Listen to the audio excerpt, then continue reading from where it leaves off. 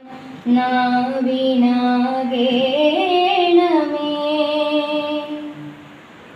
സ്നേഹമാകുന്ന ഗീതമോ എൻ്റെ കാതിലിണയാകണേ സത്യമെന്നുള്ള. നമുക്കറിയാം, മാനവരാശി ഇന്ന് അതീവ ഗുരുതരമായ ഒരു പാരിസ്ഥിതിക ദുരന്തത്തിൻ്റെ വക്കിലാണ് നാം ഇന്ന് നിൽക്കുന്നത്. പ്രകൃതിയെ മാനിക്കാത്തതിൻ്റെ സുസ്ഥിരമായ വികസന സങ്കല്പങ്ങൾ വളർത്താത്തതിൻ്റെയൊക്കെ പരിമിത ഫലങ്ങൾ നാം അനുഭവിക്കുന്നു. പ്രകൃതിയെ സ്വതന്ത്രമായി അതിൻ്റെ ധർമ്മത്തിന് വിട്ടുകൊടുത്താൽ നമുക്കറിയാം ഇവിടെ ജീവരാശി നൂറ്റാണ്ടുകളോളം ഇവിടെ ഉണ്ടാവും. സൗകര്യങ്ങളും ഉണ്ടായിരുന്നു, അതിനെ നമ്മൾ തന്നെ നശിപ്പിച്ചു കളഞ്ഞു. ഇപ്പോൾ കേരളത്തിൻ്റെ പ്രത്യേക ഒരു പരിസ്ഥിതി പറയുമ്പോൾ ഇവിടെ പോപ്പുലേഷൻ ഡെൻസിറ്റി കമ്പാരിറ്റീവ്ലി കൂടുതലാണ്. ഇപ്പോൾ ഡെൻസിറ്റി കൂടുതലാണ്, ഞങ്ങൾക്ക് ഇവിടെയുള്ള ആൾക്കാർക്ക് നമുക്കിവിടെ ജീവിക്കണം. അതുകൊണ്ട് ഞങ്ങൾ വീടിനടുത്ത് തന്നെ വീട് പണിയുന്നു. ഉള്ള റിസോഴ്സസ് വീണ്ടും റിസോഴ്സ് മാക്സിമം യൂട്ടിലൈസ് ചെയ്തുകൊണ്ട് കാര്യങ്ങൾ ചെയ്യാൻ ശ്രമിക്കുന്നു. അപ്പോൾ അതിൻ്റെ ഭാരതവും പരിസ്ഥിതിയുടെ ആപത്തുകളെ തടയാനായിട്ടുള്ള പരിശ്രമങ്ങൾ ഒത്തിരിയേറെ നടത്തിയിരുന്നു. അതുകൊണ്ട് നമ്മുടെ ഭരണഘടനയിൽ കുറേ മാറ്റങ്ങളൊക്കെ വരുത്തി 42ാമത്തെ അമെൻമെന്റിൽ പ്രകൃതി സംരക്ഷണത്തിന് വേണ്ടി ഒത്തിരിയേറെ മാറ്റങ്ങളൊക്കെ വരുത്തിയിട്ടുണ്ട്. നമ്മളുടെ ഭരണഘടന നന്നായിട്ട് പഠിക്കുമ്പോൾ 48ാമത്തെയും 51ാമത്തെയൊക്കെ സെക്ഷനിൽ പരിസ്ഥിതി സംരക്ഷിക്കേണ്ടതിൻ്റെ അവകാശത്തെക്കുറിച്ചും ഉത്തരവാദിത്തെക്കുറിച്ചൊക്കെ വളരെ വ്യക്തമായിട്ട് പറഞ്ഞിട്ടുണ്ട്. പക്ഷെ ഇത്രമാത്രം വ്യക്തമായിട്ട് പറഞ്ഞിട്ടും നമ്മളിങ്ങനെ പരിസ്ഥിതിയെ ഓരോ ദിവസം കഴിയുന്തോറും പരിസ്ഥിതി അതിൻ്റെ വിപത്തുകളിലേക്ക് പോവുകയാണ്. പരിസ്ഥിതി സംരക്ഷിക്കുക എന്നുള്ളത് നമ്മുടെ അവകാശവുമാണ്, അതുപോലെ നമ്മുടെ ഉത്തരവാദിത്വമാണ്. അപ്പോൾ അതുകൊണ്ട് എനിക്ക് തോന്നുന്നു സ്റ്റേറ്റിനും ഭരണകൂടങ്ങൾക്കും വ്യക്തിപരമായി നമുക്കെല്ലാവർക്കും അവകാശവും ഉത്തരവാദിത്വമുണ്ട് പരിസ്ഥിതി സംരക്ഷിക്കുക എന്നുള്ള കാര്യത്തെ. സുസ്ഥിര വികസനം നിത്യമായിട്ട് തുടരുകയാണെങ്കിൽ ഇവിടെ സാറ് പറഞ്ഞല്ലോ, മനുഷ്യൻ്റെ ഈ ഭൂമിയിലെ ജീവിതം അപകടത്തിലാണ്. അപ്പോൾ സുസ്ഥിര വികസനം മുമ്പോട്ട് കൊണ്ടുപോയേ നമുക്ക് ഈ ലോകത്ത് ജീവിക്കാനാകൂ എന്നുള്ളത് ഇന്ന് പൊതുവെ അംഗീകരിക്കപ്പെട്ടിട്ടുള്ള കാര്യമാണ്. ഭരണാധികാരികൾ അത് പലപ്പോഴും ശ്രദ്ധിക്കാറുണ്ട്. ലോകത്ത് ഇത്തരം കാര്യങ്ങൾ മാത്രം അജണ്ടയായിട്ട് എടുത്തിട്ടുള്ള രാഷ്ട്രീയ പാർട്ടികളുണ്ട്, ഗ്രീൻ പാർട്ടികൾ അല്ലേ. ചില സ്ഥലങ്ങളിൽ അത് അധികാരത്തിൽ വന്നിട്ടുണ്ട്, ഇന്ത്യയിലില്ല. നമ്മുടെ നാടിൻ്റെ ഏറ്റവും വലിയ ഗുണം ഇന്ത്യയിലെ ഒരു രാഷ്ട്രീയ പാർട്ടിയും ഈ സുസ്ഥിര വികസനവും ഇത്തരം കാര്യങ്ങളും അവരുടെ പ്രധാനപ്പെട്ട അജണ്ടകളിൽ ഒന്നായി എടുത്തിട്ടില്ല എന്നുള്ളതാണ്. ലോകത്ത് മറ്റു പല സ്ഥലങ്ങളിലും അതല്ല. അതിനെക്കുറിച്ച് വലിയ ചർച്ചകൾ, അത് സംബന്ധിച്ച രാഷ്ട്രീയ പാർട്ടികൾ, അവരുടെ സ്ഥാനാർത്ഥികൾ അവർ തെരഞ്ഞെടുപ്പിൽ ജയിക്കുന്നു, സർക്കാരുകളിൽ പങ്കാളിയാകുന്നു, അങ്ങനെയൊക്കെ. എപ്പോഴാണ് ഈ സുസ്ഥിര വികസനം ഇത്രയും വലിയൊരു ഒരു അജണ്ടയായി ലോകത്തിൻ്റെ മുമ്പിൽ വന്നത്? അതായത് ലോകത്തിൻ്റെ ഈ അനിയന്ത്രിതമായ വികസനം, മുതലാളിത്ത വികസനം, നിങ്ങളിപ്പോൾ പരസ്യങ്ങളെല്ലാം കണ്ടിട്ടില്ലേ? വിവിധ കമ്പനികളുടെ പരസ്യങ്ങളിലുമൊക്കെ ഈ സസ്റ്റൈനബിൾ ഡെവലപ്മെൻറ്റിനെ കുറിച്ചുള്ള ഒരു വാചകം കാണും. അതായത് എന്ത് അവരിപ്പോൾ പറയുന്നത്? അതായത് ഇപ്പോഴത്തെ ഇതുവരെ വന്ന രീതിയിൽ മുമ്പോട്ട് പോയാൽ തങ്ങളുടെ തന്നെ നിലനിൽപ്പിന് അത് അപകടമാണ്. മുതലാളിത്ത ഒരു സാമ്പത്തിക ഘടനയ്ക്ക് തന്നെ മുമ്പോട്ട് പോകണമെങ്കിൽ ഈ സുസ്ഥിര വികസനത്തിലൂടെ ഇനി സാധ്യമാവും എന്ന് ആളുകൾ മനസ്സിലാക്കി. എന്താ സുസ്ഥിര വികസനം? പ്രകൃതിയെ മുറിപ്പെടുത്താതെയും പ്രകൃതിയോടിണങ്ങിയും പ്രകൃതിയുടെ മേൽ ആധിപത്യം സ്ഥാപിക്കാൻ ശ്രമിക്കാതെയും ഉള്ള ഒരു വികസന പ്രക്രിയയ്ക്കാണ് ചുരുക്കി പറഞ്ഞാൽ സുസ്ഥിര വികസനം എന്ന് പറയുന്നത്. അത് മാത്രമല്ല, അതിനും അപ്പുറമൊക്കെയാണ്. ഇത് ലോകത്തൊരു പുതിയ കാര്യമാണ്. പുതുതായിട്ട് ഇപ്പം ആളുകൾ കണ്ടുപിടിക്കുകയും പറയുകയും ചെയ്ത ഒരു കാര്യമാണ്. അതിനൊക്കെ എത്രയോ മുമ്പ് ലോകത്ത് പല ആളുകളും പല രാജ്യങ്ങളിൽ നിന്ന് ഈ വികസന പ്രക്രിയ ഇങ്ങനെ പോവരുത് എന്ന് വിലപിച്ചിട്ടുണ്ട്, മുന്നറിയിപ്പ് നൽകിയിട്ടുണ്ട്, ഇല്ലേ? ഹെൻറി ഡേവിഡ് തോറോയെ കുറിച്ച് നിങ്ങൾ ആരെങ്കിലും കേട്ടിട്ടുണ്ടോ? അമേരിക്കയിലെ ചിന്തകനും എഴുത്തുകാരനുമായിരുന്നു, ഗാന്ധിജിയൊക്കെ സ്വാധീനിച്ചിട്ടുള്ളത്. നമ്മുടെ രവീന്ദ്രനാഥ് ടാഗോർ, മഹാത്മാഗാന്ധി, ചാർലി ചാപ്ലിൻ്റെ ഏതെങ്കിലും സിനിമ നിങ്ങൾ കണ്ടിട്ടുണ്ടോ?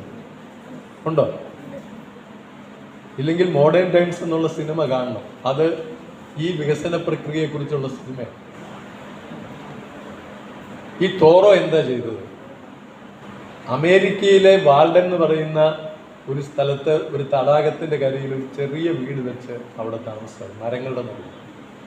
ഞാൻ ഈ മരങ്ങളുടെ നടുവിൽ വിനീതമായി താമസിക്കുകയാണെന്നാണ് അദ്ദേഹം. വാൾഡൻ എന്ന് പറയുന്ന അദ്ദേഹത്തിന്റെ പുസ്തകമുണ്ട്. ഗാന്ധിജിയുടെ ഹിന്ദു സ്വരാജിനെയൊക്കെ അത് വളരെ സ്വാധീനിച്ചിട്ടുള്ള, ഗാന്ധിയെ സ്വാധീനിച്ചിട്ടുള്ള. അപ്പൊ അദ്ദേഹം പറഞ്ഞു, നമ്മൾ പ്രകൃതിക്കൊരു കാത് കൊടുക്കാതെ, പ്രകൃതിക്ക് പറയാനുള്ളത് കേൾക്കാതെ നമ്മൾ ജീവിച്ചാൽ നമ്മുടെ ഈ ലോകത്തിലെ ജീവിതം വ്യർത്ഥമായി പോകും. ഈ കാര്യങ്ങൾ ലോകത്ത് പല ആളുകളും പല രീതിയിൽ പറഞ്ഞിട്ടുണ്ട്. മഹാത്മാഗാന്ധി നിരന്തരമായി പറഞ്ഞു. 1845 തോറോ ഈ വാൾഡൻ തടാകക്കരയിൽ ഈ താമസമാക്കിയത്. 1854 ഈ പുസ്തകം എഴുതുന്നത്. ലോകത്തിലെ മാനവരാശിയെ മുഴുവൻ ഇന്നും സ്വാധീനിച്ചുകൊണ്ടിരിക്കുന്ന ഒരു പുസ്തകമാണ്. ഞാൻ പറഞ്ഞല്ലോ, ഗാന്ധിജിയെ വളരെ അഗാധമായി സ്വാധീനിച്ച പുസ്തകമാണ്. അപ്പോൾ ഇവരെല്ലാം പറഞ്ഞെന്താ? ഗാന്ധിജി പറഞ്ഞു, തോറോ പറഞ്ഞു, രവീന്ദ്രനാഥ് ടാഗോർ പറഞ്ഞു, സിംപ്ലിഫൈ ചെയ്യണം, ലളിതമാവണം, ലളിതവൽക്കരിക്കണം. നിങ്ങൾ ഇങ്ങനെ ജീവിതം മുമ്പോട്ട് കൊണ്ടുപോയിട്ട്, ഇത്രയും ഹൈ സ്പീഡിൽ ജീവിതം മുമ്പോട്ട് കൊണ്ടുപോയിട്ട് കാര്യമില്ല. ലളിതമായി ജീവിക്കണം, ലളിതമായി കാര്യങ്ങൾ ചെയ്യണം, പ്രകൃതിയോട് ഇണങ്ങി ജീവിക്കണം. ഇതാണ് ഇവർ പറഞ്ഞത്. ഇതാരെങ്കിലും കേട്ടോ? ആരെങ്കിലും കേട്ടില്ലെന്ന് മാത്രമല്ല, ലോകം മുഴുവൻ മത്സരിച്ച് പുരോഗതി എന്ന് പറയുന്നത് വലിയ വ്യവസായവൽക്കരണവും ആ വ്യവസായവൽക്കരണത്തിൻ്റെ ഭാഗമായി ഉണ്ടാകുന്ന ഉൽപ്പന്നങ്ങളും അത് വിറ്റഴിക്കലും അതിൽ നിന്നുണ്ടാകുന്ന വലിയ മുതലുമാണ് വികസനത്തിൻ്റെ അടിസ്ഥാനം എന്നതാണ് ലോകത്തിൻ്റെ മുഴുവൻ ചിന്ത. ചൈനയും അങ്ങനെ തന്നെയാണ്. അതായത് ലോകത്തിന്ന് ഏറ്റവും അധികം പ്രകൃതിക്ക് നാശം വരുത്തുന്ന കാര്യങ്ങൾ ഒരു നിർദാക്ഷിണ്യമായി ചെയ്യുന്ന ഒരു രാജ്യമായിട്ടാണ് ചൈനയെ കണക്കാക്കുന്നത്. അതിനവർക്കൊരു കാരണമുണ്ട്. എന്താ? നിങ്ങൾ ലോകത്തിലെ ഇന്നത്തെ വലിയ വികസിത രാജ്യങ്ങൾ മുഴുവൻ ഇത് ചെയ്ത് ലോകത്തെ നശിപ്പിക്കുന്നതിനുള്ള കാർബൺ അവർ അന്തരീക്ഷത്തിലേക്ക് വിട്ടുകഴിഞ്ഞു. ഞങ്ങളിനി പുരോഗതിയിലേക്ക് പോകുമ്പോൾ അതിനെ തടയാൻ നിങ്ങൾക്ക് എന്താ അധികാരം? അപ്പൊ ലോകത്ത് ഈ കാലാവസ്ഥാ വ്യതിയാനത്തെക്കുറിച്ചും സുസ്ഥിര വികസനത്തെക്കുറിച്ചും എത്രയെല്ലാം മീറ്റിങ്ങുകൾ നടന്നു. അടുത്തയിടയിൽ പാരീസിൽ നടന്നു, ദോഹയിൽ നടന്നു, അല്ലേ? ദോഹ കൺവെൻഷൻ നടന്നു. ഇതിലെന്തെങ്കിലും ഒരു തീരുമാനമായി? അവ്യക്തമായ പ്രസ്താവനകളുമായി കൺവെൻഷനുകൾ പിരിയും, കോൺഫറൻസുകൾ പിരിയും. കാരണം തീരുമാനമാകാൻ പറ്റത്തില്ല. നമ്മളെ പോലെയുള്ള രാജ്യങ്ങളുടെ അവസ്ഥ എന്താ? നമുക്ക് ഈ വികസനത്തിൽ മുമ്പോട്ട് പോകണം. ഈ വികസനം നടത്തി ഈ ലോകത്തെ നശിപ്പിക്കുന്ന എല്ലാ തരത്തിലുള്ള വാതകങ്ങളും പുറത്തേക്ക് വിട്ട രാജ്യങ്ങൾ ഇത് നമ്മൾ ഇനിയിപ്പം ഇത് കുറയ്ക്കണം എന്ന് പറയും. അതെവിടെ തന്നെ ആയോ? അപ്പം എല്ലാ രാജ്യങ്ങളും കൂടി അവരുടേതായ പങ്കുവഹിച്ച് ഈ കാര്യങ്ങൾ നടത്തിയാൽ മാത്രമേ ലോകത്ത് മാനവരാശിക്ക് നിലനിൽപ്പുള്ളൂ. പൂച്ചയ്ക്കാരും മണി കിട്ടും എന്നുള്ളതാണ്. ആരെങ്കിലും ഇതിന് മുൻകൈ എടുക്കുന്നുണ്ടോ? ആരെങ്കിലും ഗാന്ധിജിയുടെ വാക്കുകൾ ശ്രദ്ധിക്കുന്നുണ്ടോ? ആരെങ്കിലും തോറോയുടെ വാക്കുകൾ ശ്രദ്ധിക്കുന്നുണ്ടോ? ഇന്ന് ലോകത്തിലെ പല ആളുകളും ഈ കാര്യങ്ങൾ വീണ്ടും വീണ്ടും മനുഷ്യരാശിക്ക് വേണ്ടി വിളിച്ചു പറയുന്നു. അതിൽ ഇന്ത്യയിലെ ഒരു എഴുത്തുകാരനുണ്ട്, തോറോയുടെയും മറ്റും പിൻഗാമിയായിട്ടുള്ള. ആർക്കെങ്കിലും അറിയാമോ? നിങ്ങളിവിടെ ഇരിക്കുന്ന കുട്ടികൾക്ക് ആർക്കെങ്കിലും അറിയാവോ? നമ്മുടെ ഇന്ത്യയിലെ പ്രധാനപ്പെട്ട ഒരു എഴുത്തുകാരൻ. ആരാ അത്? അമിതാഭ് ഘോഷ്. നിങ്ങൾ അമിതാഭ് ഘോഷിനെ കേട്ടിട്ടുണ്ടോ? ഇല്ലേ? കേട്ടിട്ടുണ്ടാവും. പുസ്തകം വായിച്ചിട്ടുള്ളവരുണ്ടാവും. നിങ്ങൾ വായിച്ചിട്ടില്ലെങ്കിൽ എവിടെ നിന്നെങ്കിലും അദ്ദേഹം വലിയ നോവലുകൾ എഴുതിയിട്ടുണ്ട്. അല്ലാതെ ഈ മാനവരാശിയുടെ നിലനിൽപ്പിനെ കുറിച്ചുള്ള ഒട്ടനവധി പുസ്തകങ്ങൾ എഴുതിയിട്ടുണ്ട്. അതെല്ലാം വളരെ പ്രശസ്തമായ പുസ്തകങ്ങളാണ്. അദ്ദേഹം പറയുന്നത്, we are living through a crisis of culture and of the imagination. സാംസ്കാരികമായി ഒരു പ്രതിസന്ധിയിലേക്കാണ് കാലാവസ്ഥാ വ്യതിയാനം നമ്മെ തള്ളിയിരിക്കുന്നത്. വലിയൊരു പ്രതിസന്ധിയിലേക്ക് കാലാവസ്ഥാ വ്യതിയാനം മനുഷ്യകുലത്തെ കൊണ്ട് എത്തിച്ചു. ആ പ്രതിസന്ധിയിൽ ജീവിക്കുമ്പോഴുള്ള ഏറ്റവും വലിയ വെല്ലുവിളി എന്നത് സുസ്ഥിരമായി ഭാവിയെക്കുറിച്ച് സങ്കല്പിക്കാൻ പോലും കഴിയാത്ത വിധം നാം നമ്മെ മാറ്റിക്കഴിഞ്ഞിരിക്കുന്നു എന്നുള്ളത്. ഇതിന്റെ വിഷയം പറയുന്ന പോലെ ഇതൊരു മിത്താണോ എന്ന് പറയുന്നതിൻ്റെ വേറൊരു രൂപത്തിൽ അദ്ദേഹം പറഞ്ഞിരിക്കുകയാണ്. സുസ്ഥിരമായ വികസനത്തെക്കുറിച്ച് സങ്കല്പിക്കാൻ പോലും കഴിയാത്ത വിധം നാം നമ്മെ മാറ്റി കഴിഞ്ഞിരിക്കുന്നു. മനുഷ്യൻ അങ്ങനെയൊക്കെ മാറി. അതായത് സ്വയം നാശത്തിലേക്ക് നമ്മൾ പോയിക്കൊണ്ടിരിക്കുകയാണ്.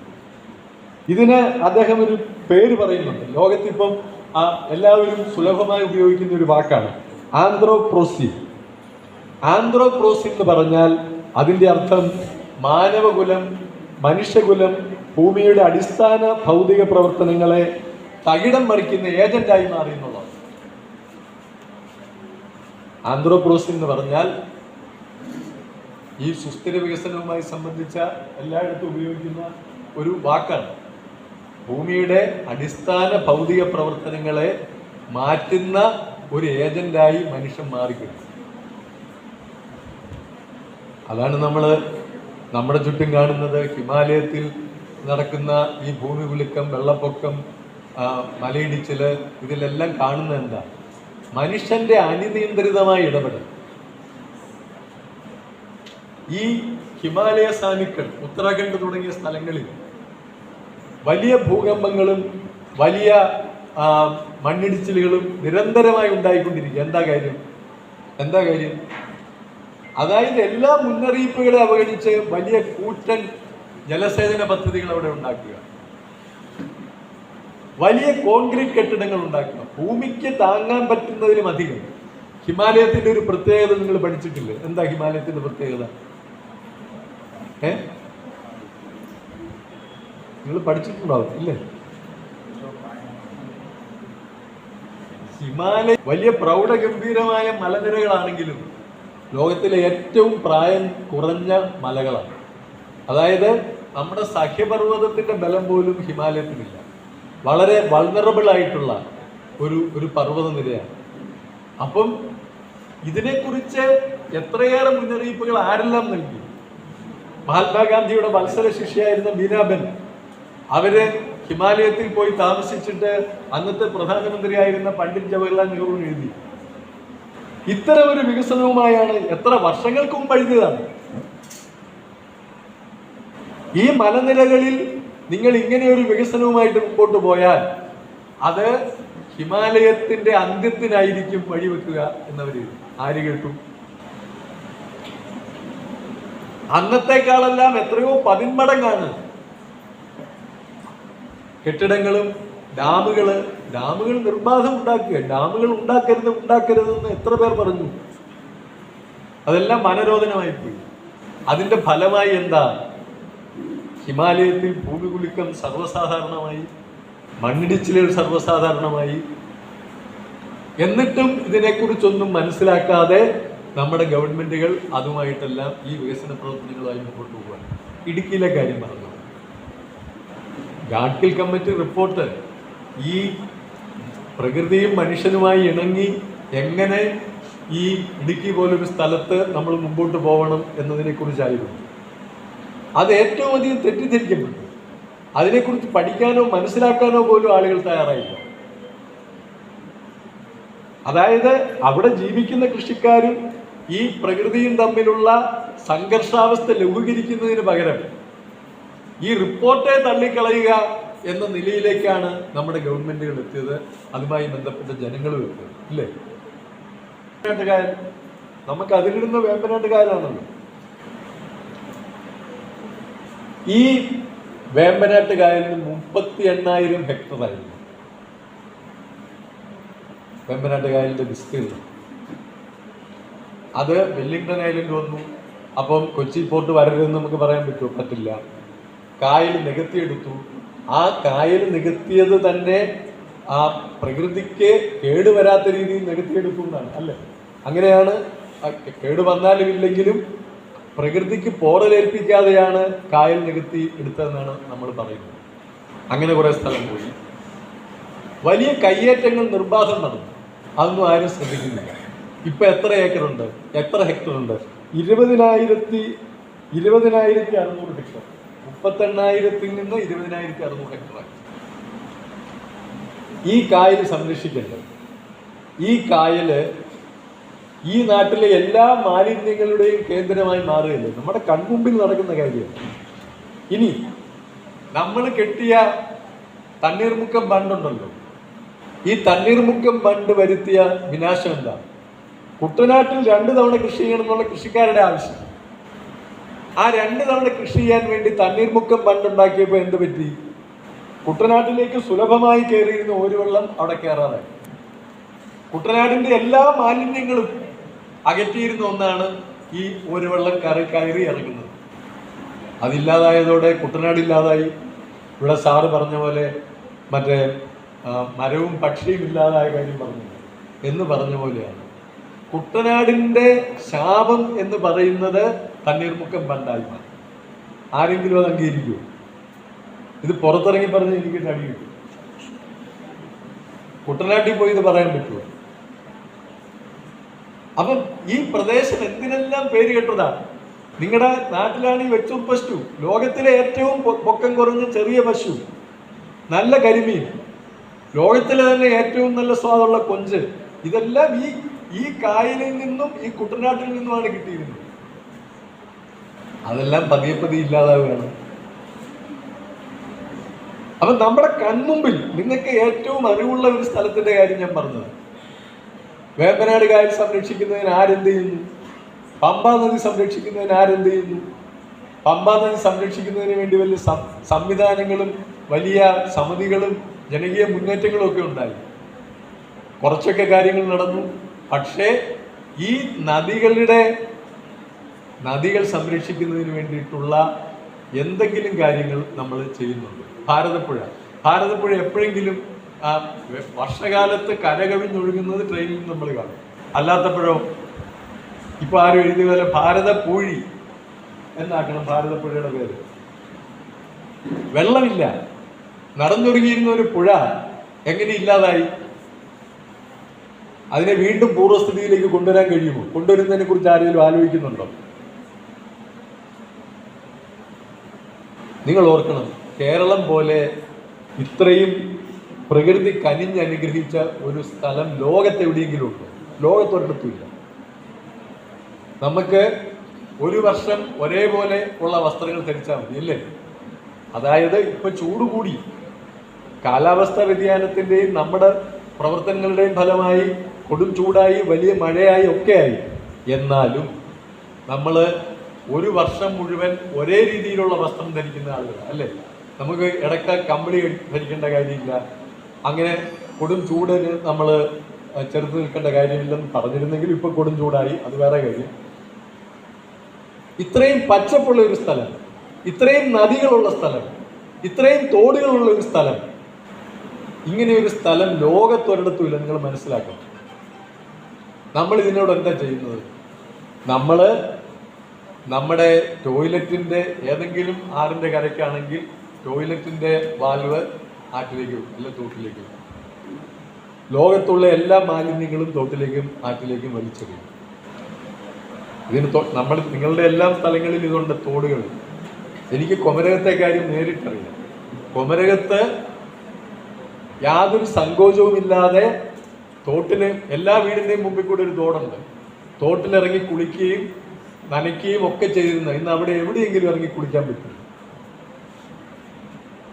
ജലാശയങ്ങളിൽ ഇറങ്ങരുതെന്നാണ് നമ്മുടെ മുഖ്യമന്ത്രി മുന്നറിയിപ്പ് നൽകിയത്. കാരണം കുട്ടികൾ ഇറങ്ങിയ മസ്തിഷ്ക ജ്വരം പിടിക്കും. അത്രയും വൃത്തിഹീനമാണ് ജലാശയങ്ങൾ.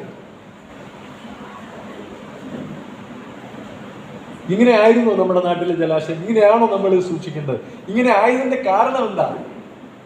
നമ്മളെല്ലാം ഈ മാലിന്യങ്ങൾ നിരന്തരമായി വലിച്ചെറിയുകയും അത് ആ ജലാശയങ്ങളെ വൃത്തിഹീനമാക്കുകയും മലിനപ്പെടുത്തുകയും ചെയ്തതിന്റെ ഫലമായിട്ടാണ് ഇതെല്ലാം വന്നത്. എത്ര കാര്യങ്ങൾ ഞാൻ എത്ര സ്ഥലത്ത് പോയി ഉദ്ഘാടനം ചെയ്തു. ഏതാ ഈ തോട് വൃത്തിയാക്കൽ, അത് വൃത്തിയാക്കൽ, 2 ആഴ്ച കഴിയുമ്പോൾ തോട് പിന്നെയും പറയുമല്ലായി. ഇങ്ങനെ നമുക്ക് മുമ്പോട്ട് പോകാൻ കഴിയും.